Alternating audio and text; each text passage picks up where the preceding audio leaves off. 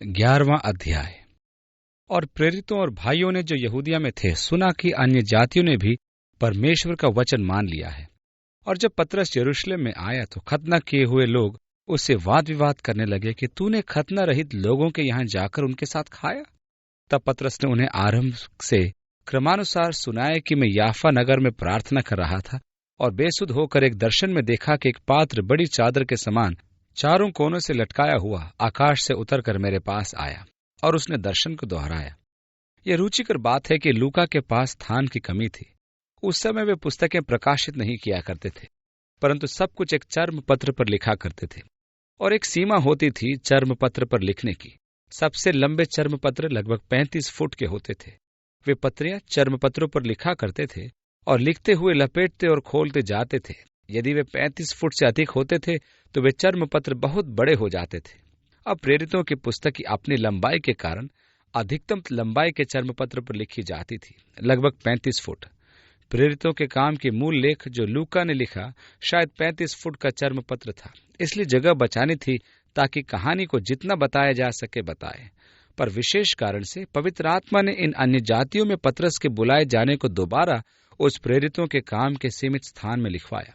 बेशक परमेश्वर सब यहूदियों को तथा सब लोगों को साक्षी के तौर पर लिखवाया कि यीशु मसीह का सुसमाचार प्रत्येक व्यक्ति के लिए बिना उसके रंग या जाति के भेद के परमेश्वर का निःशुल्क वरदान है। इस प्रकार सुसमाचार सबके लिए खुला है और परमेश्वर ने सही समझा कि पतरस के दर्शन के बयान को उस 35 फुट के प्रेरितों के काम के चर्म पत्र पर दोबारा लिखवाए। इस प्रकार वह दोबारा उन 4 कोनों वाले चादर के दर्शन के बारे में बताता है। और 6 आयत से आगे, जब मैंने उस पर ध्यान किया तो पृथ्वी के चौपाए और वन पशु और रेंगने वाले जंतु और आकाश के पक्षी देखे और ये शब्द भी सुना कि हे पतरस, उठ, मार और खा।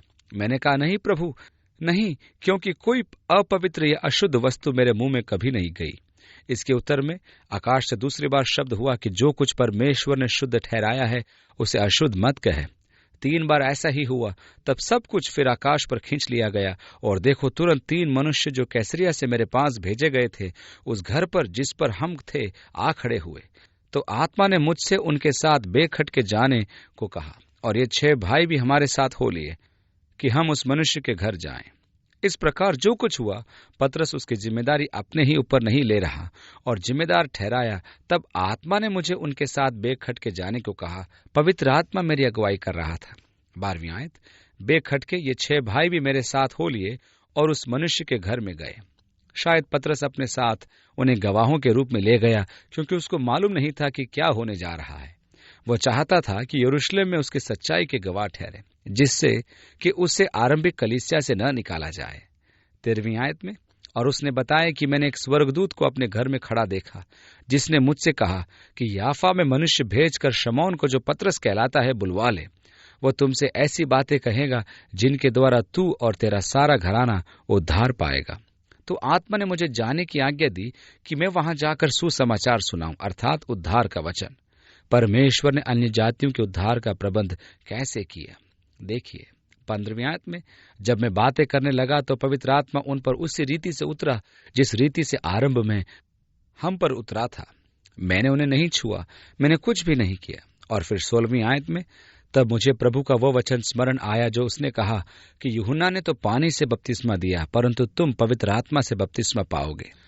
सो जबकि परमेश्वर ने उन्हें भी वही दान दिया जो हमें प्रभु यीशु मसीह पर विश्वास लाने से मिलता था, तो मैं कौन था जो परमेश्वर को रोक सकता था? अच्छा प्रश्न नहीं। मैं कौन था जो परमेश्वर के कार्य को रोक सकता? बेहतर था कि मैं परमेश्वर के कार्य को न रोकता। परमेश्वर कार्य करना आरंभ करता है और दुर्भाग्य से बहुत लोग हैं जो परमेश्वर के काम को रोकने का प्रयत्न करते हैं। परमेश्वर कार्य करना आरंभ करता है और वे उसमें रुकावट डालते हैं, आलोचना करते हैं या दोष लगाते हुए कहते हैं कि यह तो हमारे परंपरा के अलग है, परंपरा से हटकर है, हमारे पारंपरिक स्तर के अनुसार नहीं है। चर्च ऑफ क्राइस्ट के एक पास्टर की ओर से किसी महिला को लिखा एक पत्र मुझे हाल ही में मिला, जिसमें उसने उससे फटकार लगाई थी कि वह चर्च क्राइस्ट छोड़कर यदि किसी और कलीसिया में आराधना करेगी तो वह नरक में जाएगी, क्योंकि उसके अनुसार सच्चा चर्च सिर्फ चर्च ऑफ क्राइस्ट था। तो फिर क्या हम सब गलत हैं क्योंकि हमारा नाम सही नाम नहीं है? बेचारा पास्टर, उसका स्वर्ग तो बड़ा एकांत स्थान होगा।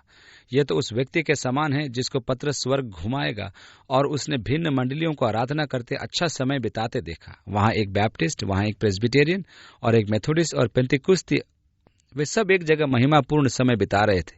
और जब वे थोड़ा आगे मार्ग पर गए तो वहां एक ऊंची दीवार थी। व्यक्ति ने उस दीवार के पीछे से गाने की आवाज सुनी और कहा, ये कौन है? ये कौन सी मंडली है? उसने धीरे से बोला, ये चर्च ऑफ क्राइस्ट है और ये सोच रहे हैं कि वे ही केवल यहां पर आए हैं।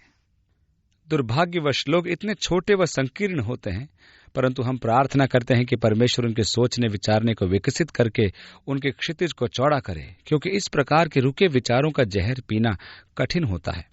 आप परमेश्वर के कार्यों का वर्णन कैसे करेंगे? वे तो कहते हैं, दरअसल ये शैतान का काम है।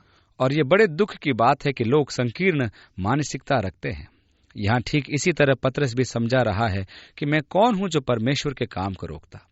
18वीं आयत, ये सुनकर वे चुप रहे और परमेश्वर की बड़ाई करके कहने लगे, तब तो परमेश्वर ने अन्य जातियों को भी जीवन के लिए मन फिराव का दान दिया है। अंत में उन्होंने अन्य जातियों में हो रहे परमेश्वर के कार्य को स्वीकार किया, परंतु अब वे अन्य जाति के साथ संगति के लिए तैयार न थे। जबकि प्रेरितों के काम में हम आगे बढ़ते हैं कि पतरस अंताकिया गया और जब वो अन्य जातियों के साथ खाना खा रहा था और यरूशलेम से कुछ लोग आ गए और पतरस ने अपने आप को अलग कर दिया, क्योंकि उनमें अभी भी अन्य जातियों के साथ भोजन न करने के भाव थे। और इससे अंताकिया की कलीसिया में विभाजन हो गया, जिसके लिए पौलुस ने उसको डांटा भी था। पौलुस इसका वर्णन गलातियों को लिखे पत्री में करता है। तो दीवारें गिर तो रही थी, परंतु अभी पूरी तरह से नहीं गिरी थी। 15वें अध्याय में हम कुछ ऐसी बातों पर आएंगे जो इस कारण उठी थी। 19वीं आयत, सो जो लोग उस क्लेश के मारे जो स्तिफनुस के कारण पड़ा था तितर बितर हो गए थे, वे फिरते फिरते फिनिके और कुप्रूस और अंताकिया में पहुंचे, परंतु यहूदियों को छोड़ और किसी को वचन न सुनाते थे। रोम व सिकंदरिया के बाद अंताकिया तीसरा बड़ा नगर था, एक बड़ा नगर जहां से ओर्नेटस नदी भूमध्य सागर में गिरती है। अंताकिया का प्रमुख देवता दाफीन का एक बड़ा मंदिर अंताकिया से 5 मील की दूरी पर चंपा के बाग में था।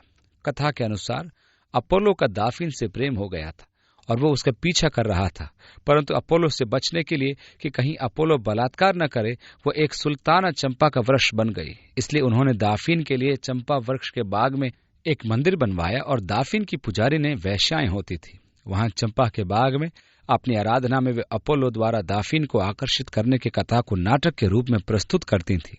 इस प्रकार उनकी आराधना व्यभिचार से भरी होती थी और अंताकिया नगर ही सांसारिक जीवन का पर्याय बन गया। जुआ बहुत खेला जाता था और हर प्रकार की बुरी आदतें व अनैतिकता वहां थी। वे बहुत ही अधिकाई से फैली हुई थी और कहा जाता था कि अंताकिया में रहने वाला प्रत्येक व्यक्ति सांसारिक जीवन जीता है। परंतु ये रुचिकर बात है कि इस अन्य जातीय नगर में यीशु मसीह के सुसमाचार ने दृढ़ जड़ पकड़ी और अंताकिया की कलीसिया अन्य जातियों के लिए मिशन केंद्र बन गया और यहां से सुसमाचार अन्य जातियों तक पहुंच गया। मिशनरी आकर अंताकिया के कलीसिया में सूचना देते थे। आरंभिक कलीसिया में ये अन्य जाति का एक केंद्र बन गया। इसके बाद फिनिके, कुप्रुस वो अंताकिया गए, परंतु यहूदियों को छोड़ किसी और को वचन न सुनाते थे। उनमें से कितने कुप्रूसी और कुरैनी थे जो अंताकिया में आकर यूनानियों को भी प्रभु यीशु के सुसमाचार की बातें सुनाने लगे और प्रभु का हाथ उन पर था और बहुत लोग विश्वास करके प्रभु की ओर फिरे तथा उनकी चर्चा यरूशलेम की कलीसिया के सुनने में आई और उन्होंने बरनबास को अंताकिया भेजा। वह वहां पहुंचकर और परमेश्वर के अनुग्रह को देखकर आनंदित हुआ और सबको उपदेश दिया कि तन मन लगाकर प्रभु से लिपटे रहे। भेजे जाने के लिए बरनबास आदर्श था, क्योंकि उसे मसीह की देह में सेवकाई करने की बुलाहट थी। जबकि यरूशलेम की कलीसिया पौलुस के परिवर्तन के बाद भी वास्ता नहीं रखना चाहती थी, तो बरनबास ही था जो पौलुस को भाइयों के पास लाया था और कहा, देखो ये एक भाई है, उसको भाई के समान ग्रहण करो। और वही था जो पौलुस को यरूशलेम की कलीसिया में संगति के लिए लाया था। बरनबास का अर्थ ही शांति का पुत्र था या मेल कराने वाला। उसने उन्हें सिखाया कि अपने मन में इरादा करें कि प्रभु में बने रहेंगे या प्रभु से लिपटे रहेंगे या प्रभु में कायम रहेंगे। उसने उन्हें सिखाया कि अपने हृदय में ठान लें, अर्थात संपूर्ण समर्पण करें। मन में बहुत से फैसले लिए जाते हैं। मन मनुष्य की इच्छा का केंद्र होता है। जब आप अपने हृदय में इरादा कर लेते हैं तब अपने जीवन को दिशा देते हैं, आप पूर्ण वचनबद्धता देते हैं। वो उनसे कहता था, यीशु को पूर्ण समर्पण कर दो, क्योंकि बरनबास जानता था कि उन्हें सताव का सामना करना पड़ेगा। अब हम आगे पढ़ते हैं। क्योंकि वो एक भला मनुष्य था और पवित्र आत्मा और विश्वास से परिपूर्ण था और बहुत से लोग प्रभु में आ मिले। तब वह शाऊल को ढूंढने तरसूस को चला गया। अब उसने महसूस किया कि यह तो इस रोमी संस्कृति से या उस नगर में जो यूनानी सभ्यता में रमा था, यह काम पवित्र आत्मा का काम है। वो प्राचीन जगत का एक बड़ा नगर था और उसने महसूस किया कि यहाँ सेवकाई कोई विशेष व्यक्ति ही सेवकाई कर सकता है। ऐसा व्यक्ति जिसे पवित्र आत्मा ने स्वतंत्र किया हो, जो यूनानी सभ्यता को समझता हो और तो अभी वचन में दृढ़ हो। अब प्रेरित पौलुस, जो अभी भी शाऊल कहलाता था, जब यरूशलेम से गया अपने नगर तरसूस को चला गया था। मैं सोचता हूं कि इन 8 वर्षों में तरसूस में पौलुस ने तंबू बनाए, परंतु अवश्य ही तरसूस में मसीह का वचन सुनाया होगा, जबकि परमेश्वर अभी भी उसे अपने काम के लिए तैयार कर रहा था। कई बार लोग मसीह के विश्वास में आते ही सेवकाई में कूद जाना चाहते हैं। ये बड़ी गलती है। युद्ध के दौरान वायुसेना में बेसिक प्राइमरी स्कूल आदि के द्वारा प्रथम लेफ्टिनेंट बनने के बाद ही लोगों को तैयार करने के लिए 90 दिन लेते हैं, परंतु प्रभु के पास 90 दिन का चमत्कारी कार्यक्रम नहीं होता। यह आवश्यक है कि परमेश्वर के वचन में और परमेश्वर के कार्य में हम जड़ पकड़ें। मैं और मेरे लिए ये रुचिकर बात है कि पौलुस के साथ ये परिवर्तन के बाद 11 वर्ष तक ये कार्य चला। पहले 3 वर्ष वह अरब में सीखने में व्यतीत किए और 8 वर्ष तरसूस में। इससे पहले कि बरनबास ने अंताकिया में काम को देखकर महसूस किया कि इस सेवकाई के लिए पौलुस ही आदर्श व्यक्ति होगा, वो पौलुस को लेने तरसूस गया। 26वीं आयत। और जब उससे मिला तो उसे अंताकिया में ले आया, और ऐसा हुआ कि वे 1 वर्ष तक कलीसिया के साथ मिलते और बहुत लोगों को उपदेश देते रहे, और चेले सबसे पहले अंताकिया ही में मसीही कहलाए। मसीही शब्द का असली अर्थ है मसीह के लोग। कुछ वर्ष पहले के काल में उन हिप्पियों को एक नाम दिया गया था जो यीशु को ग्रहण कर रहे थे, और वो नाम था यीशु के जन या यीशु के लोग। इन दोनों शब्दों में काफी समानताएं पाई जाती हैं। वचन कहता है कि जब बरनबास वहां गया कि उसने उन्हें उपदेश दिया। पौलुस के लिए लिखा है वो वहां 1 वर्ष तक शिक्षा देता रहा। प्रचार, उपदेश व सिखाने में अंतर है। मेरा विश्वास है कि आज कलीसिया में बहुत प्रचार है, परंतु आवश्यकता इस बात की है कि मसीह ही शिक्षा दें। आप यहाँ देखते हैं कि अधिकतर समय शिक्षण में लगता है। 1 वर्ष तक उन्होंने रुककर लोगों को मसीह की शिक्षा दी। प्रचार तो उनके लिए होता है जिनका परिवर्तन नहीं हुआ। हमें उनको परमेश्वर का वचन सुनाना चाहिए। उनको सुसमाचार सुनाना है कि उसने मनुष्य के उद्धार का प्रबंध कैसे किया और अपने पुत्र की मृत्यु के द्वारा उसने कैसे मनुष्य को नया जीवन दिया। अब जो व्यक्ति संदेश पर विश्वास कर लेता है तो उन्हें सिखाने की आवश्यकता होती है। बरनबास ने उनको क्या सिखाया था कि प्रभु से जुड़े रहो, अपने हृदय में फैसला करो कि उससे जुड़े रहोगे। परंतु जब पौलुस आया तब उसने शिक्षा देने में 1 वर्ष लगाया।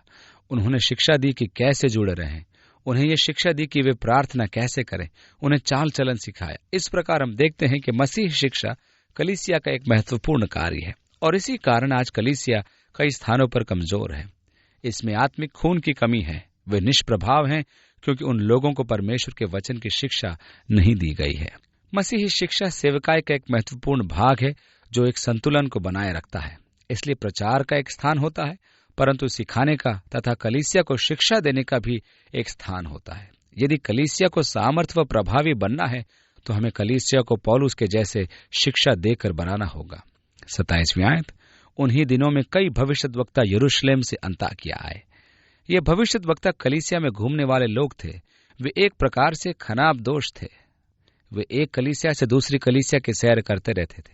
वे स्वयं को भविष्यद्वक्ता कहते थे और वे यहाँ वहां घूमते रहते थे कि मैं परमेश्वर का भविष्यद्वक्ता हूं। आरंभिक कलीसिया में यह पहचानना कि कौन व्यक्ति सचमुच में परमेश्वर का भविष्यद्वक्ता है या नहीं एक बड़ी समस्या थी। उनके पास प्रेरितों के शिक्षात्मक लेख थे जो एक प्रकार की नियमावली होती थी जिनका प्रसार 100 ईस्वी के करीब हुआ। इन लेखों में बताया गया था कि सच्ची भविष्यद्वक्ता की परख कैसे की जाए। अब कोई व्यक्ति आकर स्वयं को भविष्यद्वक्ता बताने लगे तो एक दिन तक तो आप उसकी बात सुने, परंतु वह काम पर न जाए और दूसरे दिन भी आपके पास रुका रहे तो वह झूठा भविष्यद्वक्ता है, क्योंकि वह कलीसिया को नोचने के उद्देश्य से आया है।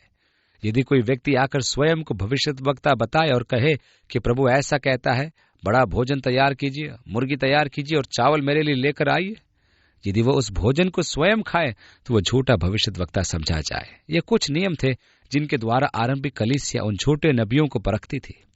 अगुवाई की यह पुस्तक, जिसे दिदारवे कहा जाता था, आरंभिक कलीसिया के लिए थी जो अब तक प्राचीन और पास्टरों की अगुवाई में नहीं थी। अगुबस नाम एक भविष्यद्वक्ता था। आगे चलकर एक बार फिर वर्षों बाद अगुबस नाम एक भविष्यद्वक्ता कैसरिया में मिलेगा जब पौलुस यरूशलेम को जाएगा। परंतु यह भविष्यद्वक्ता अगुबस ने आत्मा की प्रेरणा से यह बताया कि सारे जगत में बड़ा अकाल पड़ेगा, और वह अकाल क्लौदियुस के समय में पड़ा। इस प्रकार वह सच्चा भविष्यद्वक्ता था। जिस अकाल की बात उसने की वह पढ़ा। तब चेलों ने ठहराया कि हर एक अपनी पूंजी के अनुसार यहूदिया में रहने वाले भाइयों की सेवा के लिए कुछ भेजे। यरूशलेम की कलीसिया पर भारी सताव आया और वे बिखर गए थे। उन्होंने समुदाय का जीवन भी अनुभव किया था, जिससे उन्होंने आर्थिक रूप से हानिकारक पाया। तो जब अगुबस आया और आने वाले बड़े अकाल के लिए बताया, लोगों ने भेंट लेकर यहूदियों के पवित्र लोगों की सहायता के लिए भेजी। इस प्रकार मसीह का प्यार जातीय सीमाओं के परे, राष्ट्रीय सीमाओं से परे तथा हमारी कलीसिया की सीमा के परे पहुंचा। अर्थात हम मसीह की देह की सहायता करें जो कहीं दूर है, परमेश्वर के असीम आशीषों को बांटते हैं। अंताकिया की कलीसिया ने लगभग 200 से अधिक कलीसियाओं की स्थापना की थी। इस प्रकार परमेश्वर ने हमें एक प्रकार का केंद्र बनाया है जहां से परमेश्वर का वचन फैले। ऐसी स्थिति में होना एक धन्य बात है कि हम दूसरों तक पहुंचे और उनकी सहायता करें। कलीसिया यरूशलेम से आरंभ हुई और अब यरूशलेम को सहायता भेज रही थी। परंतु हमें कलीसियाओं की सहायता की आवश्यकता नहीं, पर हम उनकी सहायता कर सकते हैं, और उसके लिए हम परमेश्वर का धन्यवाद करते हैं। देना लेने से मुबारक है, तो हम धन्य हैं। तो उन्होंने यहूदियों में भाइयों के लिए भेंट जमा की। और 30वीं आयत में, और उन्होंने ऐसा ही किया और बरनबास और शाऊल के हाथ प्राचीनों के पास कुछ भेज दिया। इस बार पौलुस बरनबास के साथ यरूशलेम को अंताकिया के भाइयों की ओर से भेंट लेकर लौट रहा है। अंतर की दीवारें अब तोड़ दी गई हैं। यह सुंदर उदारता अन्य जाति के विश्वासियों ने यरूशलेम के यहूदी विश्वासियों के प्रति दिखाई। अब हम 12 और 13 अध्याय का अध्ययन करेंगे। पिता, हम तेरे वचन के लिए तेरा धन्यवाद करते हैं, जो हमारे पांव के लिए दीपक और हमारे मार्ग के लिए उजियाला है। प्रभु, ये क्या ही धन्य आशीष है कि हम तेरे वचन का अध्ययन करें तथा अपने आप को तेरे द्वारा ग्रहण योग्य पाएं, और ऐसा कर्मी बने जो शर्मिंदा न हो। आमीन।